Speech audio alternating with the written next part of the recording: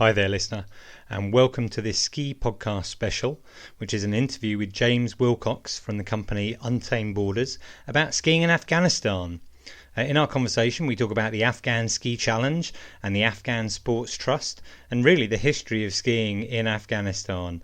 James has been operating there since 2011.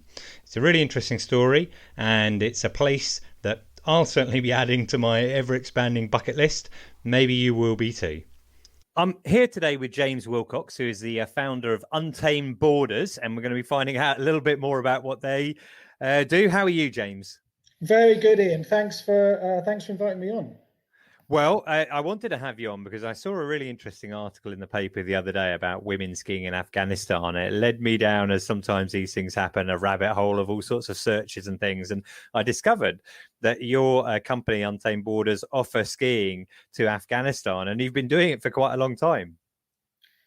So my company, and I know what you mean about the rabbit holes at the moment during COVID. You can there's not much else to do, so going down a bit of a Wikipedia rabbit hole. There's probably worse things to be doing with your time in the last 12 months. But yeah, my company, Untamed Borders, we organise travel to areas of Central Asia, the Middle East, and East Africa and Russia. And that includes Afghanistan. In fact, we began in Afghanistan and Pakistan. That was in 2007, 2008.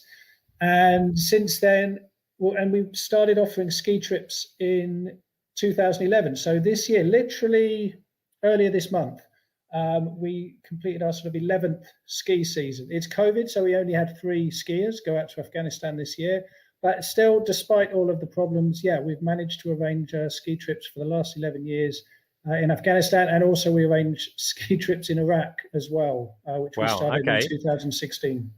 You may have only had 3 skiers, but many of the listeners to the podcast here won't have got any skiing in at all this winter. So the idea that people managed to get out to Afghanistan is exciting in lots of different counts. Which areas of Afghanistan would you be taking people to? And I guess the key question is probably, someone listening would think, well, is it safe? To start off about in general in Afghanistan, most of safety is not a binary thing. It's not that places are safe or places are not safe. But certainly there are large parts of Afghanistan which we consider, we think the security is not good enough for us to take people there in any sort of capacity, let alone skiing.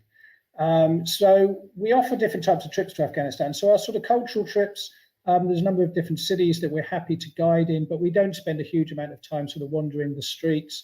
We go to different areas. We often don't spend, huge amounts of time. But Afghanistan is a country that has a lot of different religious and ethnic groups. And so that kind of means why some of the areas are extremely dangerous.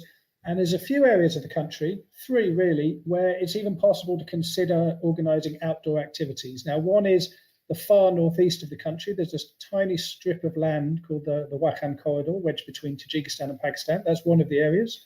There's another area called the Panjshir Valley, which is north of Kabul. That's another area. We've organised a little bit of skiing in either of those, but the place that we mainly organise skiing is called Bamyan, which is in the centre of Afghanistan.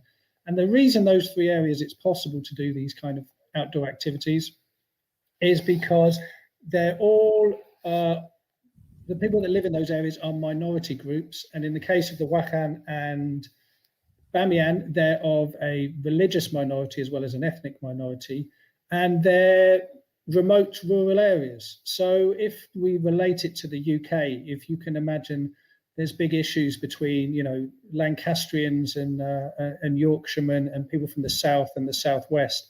And there's a small valley in northern Scotland that nobody really cares about. But you can imagine, you could probably go up there and ski and do whatever you wanted and just avoid all the problems in the rest of the UK. So it's a little bit like that. And in Bamyan, we also organise a marathon. We've organised hiking, and in the Panjshir Valley, we've organised a kayaking trip, which you just wouldn't even be able to consider doing in most of the rest of the country. But in these small areas, with a little bit of precautions, it's possible. Right. Well, okay. It sounds fascinating. I'm assuming that you're predominantly ski touring rather than using any fixed lifts. Absolutely. So until 2 years ago, there were no lifts at all in Afghanistan. So it's all ski touring. There, but 2 years ago, a small tow lift was built using a motorbike and a wheelbarrow to at the top, motorbike in the bottom, some thick rope, and people were pulled up. This year, it was upgraded, and a kind of, you don't really know, you might, depends where you've traveled in the world, you may not have seen them, but they're a little bit like a tuk-tuk, but a sort of transport tuk-tuk for goods. So one of those has been converted to, and it can now pull up to sort of 3 people and has kind of 2 speeds. So a couple of people get on and then they kind of are pulled up. So that is the extent of the lifts in Afghanistan. But it's a ski touring area. I mean, that's the joy of ski touring, is you can, well, safety-wise, apart, you can go where you want. And like, the Hindu Kush Mountains, they're kind of designed for that. They're rugged, they're raw. To go ski touring is kind of what it's all about. And what kind of altitudes are we talking about for staying overnight and then going up to? Well, in Bamyan, the town is at 2,500 meters.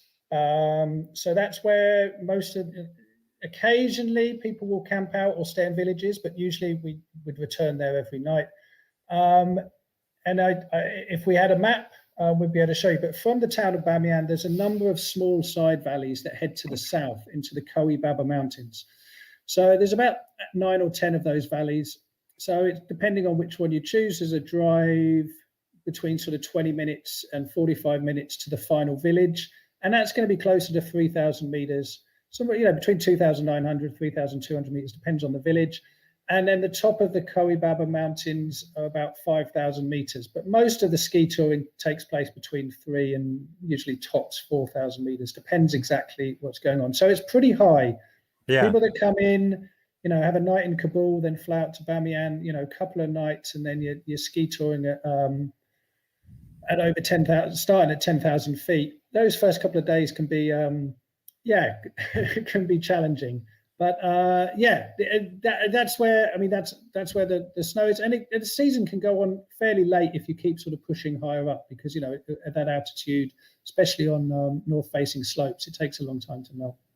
Yeah, I went out to Morocco a few years ago where we were ski touring with my brother, and most of, I can't exactly remember now, I think we stayed in a refuge. It was 3,000 meters and we were touring up to about 4,000 meters.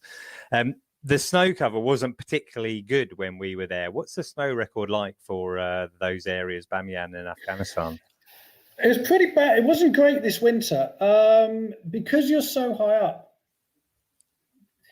What can I say? Once you get up to that sort of 3,000, 4,000 meters, the snow covering is generally fine. There's enough up there. It very much varies. Like Afghanistan doesn't see a lot of precipitation generally throughout the year. So if you're there in the summer, the autumn, you won't really see it rain. So all of the water for irrigation comes in the winter, comes as snow basically in the winter. So however much our skiers complain that the snow might be not that good this year, the farmers, it's much worse for basically Afghanistan if there's not much snow. So it does vary from winter to winter, but I'd say it's probably a touch better than Morocco, but similar kind of it's probably a similar kind of experience. It depends what time you go. I mean, if you go between end of Jan to about end of March, that's a good time. You're going to have some sort of reasonable snow, and you can always keep going further up. That's the thing with those mountains. If later on in the season, you can always find a little bit more, some sort of spring skiing conditions. But in Afghanistan, there's a lot of Central Asia. Once it gets to the spring equinox, the Persian New Year is in 3 days' time on the 21st of March. Once you get to the spring equinox, the seasons change very quickly. It goes from winter to summer in a couple of weeks. So this time, like the end of March, is really the time when the skiing is going to stop. Yeah. Well, I mean, for me, it didn't really matter to me too much on that particular Morocco trip, because what you're going for is not necessarily the the snow. It's the whole experience. And I would imagine that's probably the reason that, your various customers have gone with you to Afghanistan over the years, just an opportunity to be immersed and to enjoy skiing in a completely different culture. Absolutely. I mean, the fact you've decided to go skiing in Morocco, there is a sort of Venn diagram of people that want to go backcountry skiing and people that like to go to interesting places. And somewhere where they cross, the idea of going skiing in Afghanistan is perfect. It's like that you're all in. For the other 99% of the world, they think it's a crazy idea, possibly on both levels, ski touring and Afghanistan. But yeah, if the majority of the people that come skiing, it's that combination. It's something that's new. It's something that is an adventure. It's to see some of the culture. Sometimes people stay on a bit longer to see other parts of the country. And also, people have seen some of the sort of images, some of the stories. The skiing in Afghanistan has been reported a little bit over the last decade in a couple of sort of films, in a couple of documentaries, and in newspaper articles. So people have picked one up and they've just been like, I've got to get out there. This is probably a good opportunity to actually ask you. I had the CEO of Battleface Travel Insurance on the podcast a while ago, and I'll drop a link to that into the show notes. But that particular insurance is available if you're traveling to a country where the Foreign Office advises against non-essential travel. I'm assuming that that's the situation for Afghanistan, is it? Yeah, well, I mean, during these COVID times, I think it's the situation for everywhere in the world. And I imagine Battleface are doing a roaring trade. But you're right. The majority of the government does advise, even in normal times, against travel to Afghanistan, as they do for a number of parts of the world. And just on the insurance point of view, the majority of normal travel insurance, as soon as there is that warning, it's null and void. So even if the reason that you need to claim is because you got some food poisoning, or you tripped over and you fell down some stairs, or you got hit by a bus, it will be null and void because there's some insurgency going on in another part of the country. So I think what Battleface do is, they look at that practically and say, look, we can offer insurance. We can offer insurance even for things like skiing, because, the risk for the actual kind of insurgency issue is minimal. So they are a specialist. But you're right. I mean, somewhere to Afghanistan, the government advises against all but essential travel, or against all travel to certain parts of the country.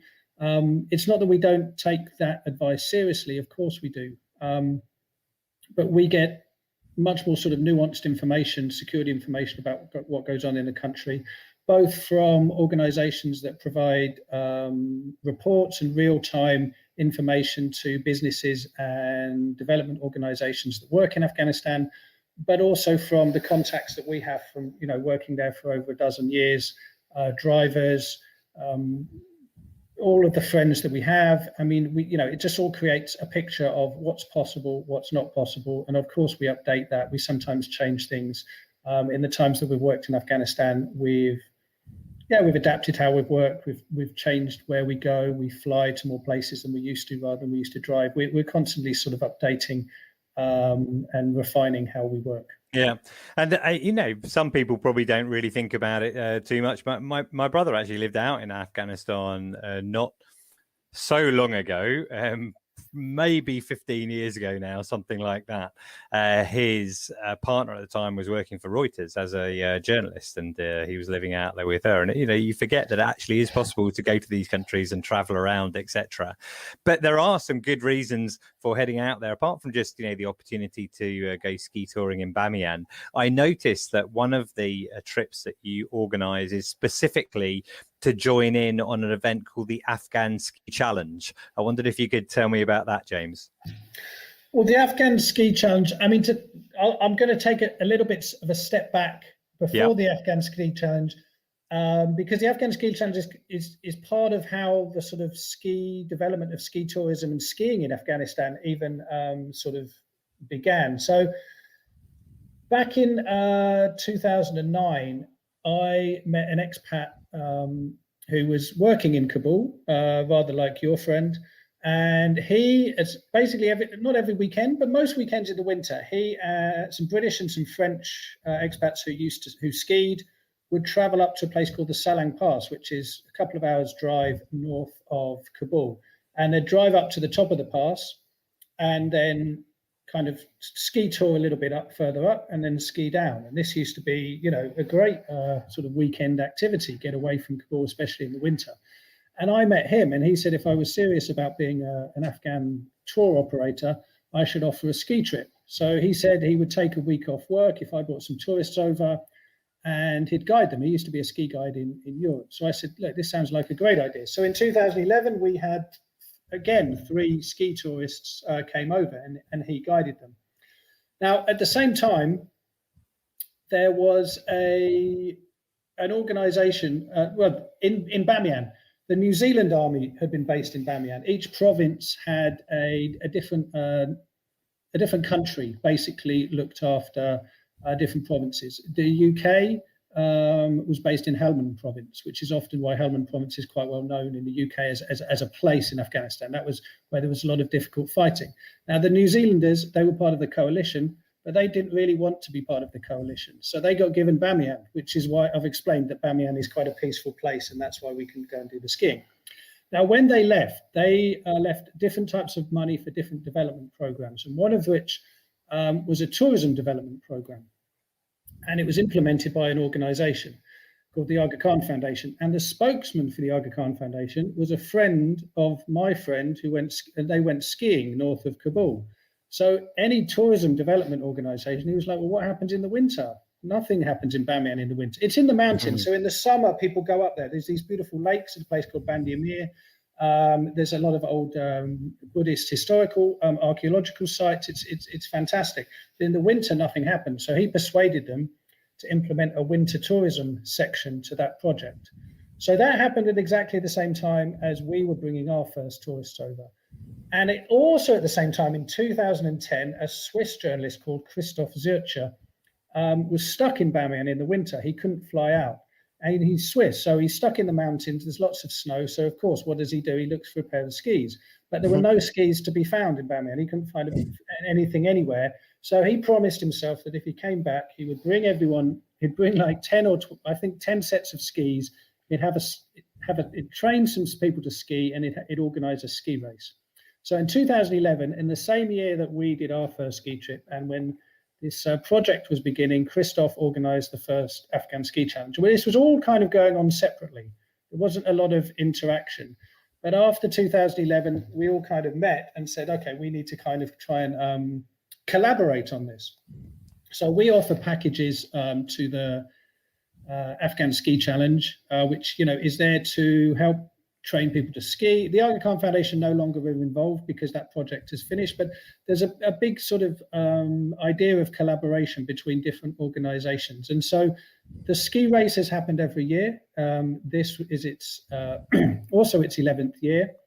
And it's not organized really by Christoph anymore. It's taken on by Ali Shah and Sajjad, who are the 2 best skiers in Afghanistan. If anyone wants to look further, there's a film called Where the Light Shines. I don't know if you're able to. Yeah, I can drop it into the show notes. Yeah. That would be amazing. Where the Light Shines is a film which documents Ali Shah and Sajjad in there. Because when I first met them, they had both been skiing for less than a month, I think. And it's their story of trying to become the first Afghan Winter Olympians at Pyeongchang in 2018. I can't remember where it was, in Korea in 2018. I won't tell you whether they made it or not, but it's definitely well worth a look. And they organise the Afghan Ski Challenge every year now in Bamyan. So that's the story of the challenge, and also the story of how kind of skiing. Right. And what is the challenge? What it's a ski touring. Race, is that right? It's a ski touring race. So it's not a timed. I mean, it is a timed event, but it's a mass start. Yeah. So it's basically the course is not the same each year. So I can't say exactly what the course is each time. There was one year where it was a mass downhill start, and then a transition to go up, and then a sort of then a downhill slalom back. But I mean, thankfully, no one was seriously injured in the mass downhill start. But it was decided It was decided not to repeat that because it was it really was quite dangerous. But it's basically, it's not a huge ski touring event. I mean, the distance of the ascent, the altitude gain of ascent has varied throughout the years from about 400, 500 meters to maybe 800, 900 meters. So it's a reasonable effort, and it's all about the uphill. And it's at altitude as well. So and it's altitude. Yeah. And it's never been won by a non-Afghan. Even in the early years when most of the Afghan guys, they were novice skiers, they were finished, even if they had, even if they fell like 20 times coming down before the first international. We've got a couple of international people have come second, but no one from outside Afghanistan has ever won the Afghan Ski Challenge. Right. Okay. But typically, I think I had a look on the website, and it said that you might have about 50 people taking part. Maybe half of them are from overseas, half of them domestic.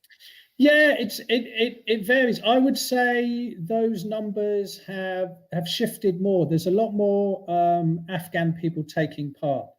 Great. Part of that reason is more people know how to ski. So, as part of Christoph's as part of the kind of the ski project, it was supported by different people. For 3 years, it was sponsored by Volkel, the Swiss ski manufacturer. They helped support Ali Shah and Sajjad to try and go to the Winter Olympics. And each year there would be a ski school, two ski schools, one for boys and one for girls. And the boys would I talked about those valleys, these kind of 10 valleys heading south out of Bamyan. There would be one person from each of those villages who would get trained in the ski school, and then they would take part in the Afghan ski challenge. Brilliant. And when this was happening, when skiers, started skiing in these villages, all the kids wanted to ski as well, but there wasn't that much equipment. So someone from one of the dads in the villages would make skis would make wooden skis. So they would have kind of like tin cans for, bashed out for edges and just made of wood, and these kind of different types of bindings. There's some great photos somewhere on the internet of these early kind of skis.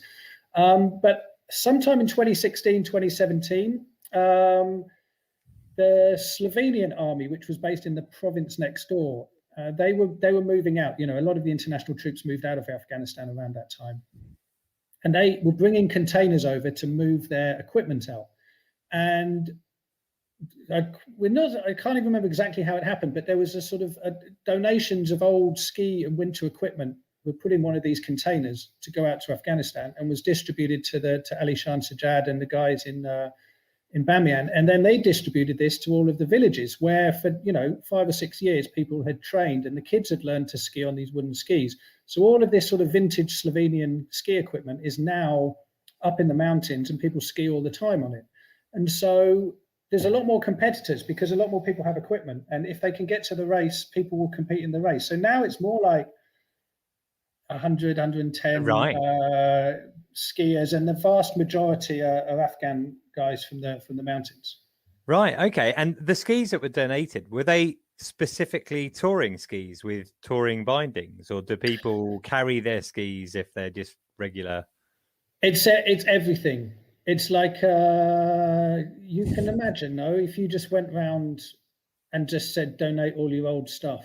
That's what it's everything. Cross country skis, everything you can imagine. It doesn't all work together, but you can make bindings work. You can rope it up or do whatever you want. So that's just all sorts of stuff. That's just so good. And this is all part of the Bamyan Ski Club. Is involved in organising the ski challenge and also teaching locals to ski as well. It all goes through the Bamyan Ski Club. Is that right? Yeah. So the Bamyan Ski Club, it was set up by Christoph with Sajjad and Ali Shah. So it's based in Bamyan. It actually had, and this sounds hard, like I'm making it up. It actually had a pop-up bar for 3 years in San Moritz, which was also called the Bamyan Ski Club. Yeah, well, I saw it on their website. It says it's supported by Volkel and San Moritz, which it wasn't the immediate kind of partner I would have imagined. Well, yeah, I remember when Ali Shah and Sajjad first went to San Moritz for ski training. I'd been with them in Bamyan for a number of years, and it's I think I've painted a little bit of a picture what Bamyan is like, and the equipment and people on wooden skis. And I went to see them, and you're on the piste in Samoritz, and there's a high end, like there's a sports car, I don't know, it's a Ferrari or Lamborghini in a glass box. Do you know what I mean? Halfway up the mountain, like this is Samoritz, isn't it? It's insane. And they end up at the sort of fanciest ski resort in Europe to learn to ski. But it was interesting that they were in Samoritz, because Samoritz was where kind of winter tourism started in Europe. It was the British going to Samoritz, they'd go there in the summer, and then the hotel owner, certainly this is the story, isn't it? The hotel owner there was like, oh, come in the winter, you're going to love it. And then the British went and started, introducing skiing and tobogganing and all of this. So winter tourism comes from there. So the idea of then another bunch of foreigners, not the British going to Samoritz, but the Swiss going to Afghanistan and introducing winter tourism, it's a bit like sort of history repeating itself. So perhaps there is a bit of a sort of something in that setup. For sure. And I think I'm right in saying that you're also involved with an organization called the Afghan Sports Trust, which it seems to me, having looked around it, is obviously trying to give opportunities to people in Afghanistan through donations to skis and things like that, to be able to just try and take on different sports. Could you tell us a bit about that? Yeah, so the Afghan Sports Trust, I'll give another bit of a background to how it was founded, and then that leads into what its aims are. So I talked a little bit about the Afghan Ski Challenge, and the Afghan Ski Challenge was great. I mean, it was an event that attracted a few international people, but it was good for Bamyan. I was saying how people really wanted to compete in it. It was also good for Afghanistan, that there were people like yourself who look and see, oh, look, there's a ski race in Afghanistan. Perhaps my perception of Afghanistan has changed slightly. It's not just about war and conservatism and all of these kind of things. There's other things going on. And one of the other guy, a guy called Gul Hussein, came to me, I think in 2015, with the winter of 2015, was like, look, there should be something else here. There should be something in the summer. We should have a marathon. We should organize a marathon. I didn't know anything about marathons. It seemed like a good idea, but a good idea on its own is worth nothing. But there was another guy called James Bingham, and he had been to Afghanistan a few times on climbing expeditions, and he organizes an ultra marathon on the Isle of Anglesey called the Ring of Fire. And I was like, maybe we should ask him. He would be able to give us some tips. And it turns out he was kind of looking for a new challenge. So we, in the autumn of 2015, organized the first marathon of Afghanistan. And that has continued. And in 2020, despite COVID, that again took place. There's a 10-kilometer race and there's a marathon, and we had in 2019 we had almost 750 runners across the two events, and that's been really amazing as well. But within that, there's lots of other, people do support the Bamyan Ski Club a bit, and they do support the Marathon of Afghanistan a bit, but there's all these other small grassroots sporting clubs in Afghanistan that could do with having their story told a little bit more, and also could do with a little bit of help. Do you know what I mean? Not that much, yeah, but just like to pay for like a minibus, once a week to go off and do their sports for a while, like these kind of things. And there's a huge amount of people in the UK or around the world that love sport that would love to be able to say, look, I'm going to take part in a virtual race or a real race or something, and I know that money is going to help people do sport in another country where it's really, it's where like Afghanistan. So James, with the assistance of myself and a few other people, set up the Afghan Sports Trust as kind of an umbrella organization to link people that are interested in Afghanistan or have been to Afghanistan skiing or running or all of these kind of things, or have maybe worked there, to sort of be a conduit to link those people with, grassroots sports in Afghanistan that needs a little bit of help. And to link back to the skiing, I think this is how you actually contacted me. The Bamyan Sports Club gave a grant the Afghan Sports Club gave a grant to the Bamyan Ski Club to enable them to do their women's ski training program this winter, which is great.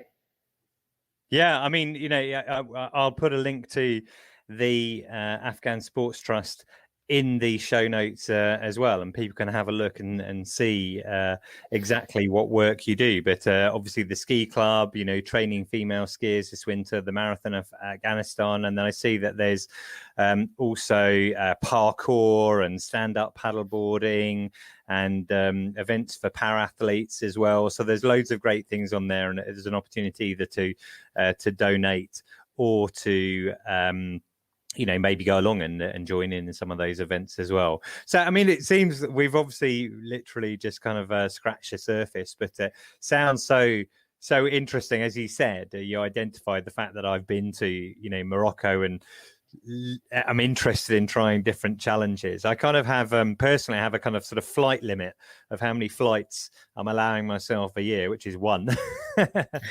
So I have to think carefully about how I'm going to do it. And I was thinking about Pakistan a little while ago, but this sounds very tempting as well. So I really appreciate you taking your time, James, to share all of that with us today.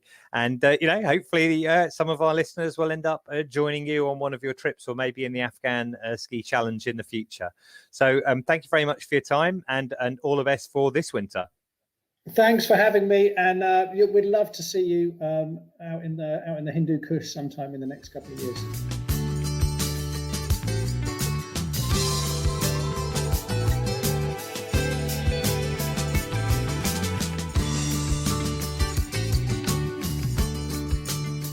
Hi there, listener. Iain here.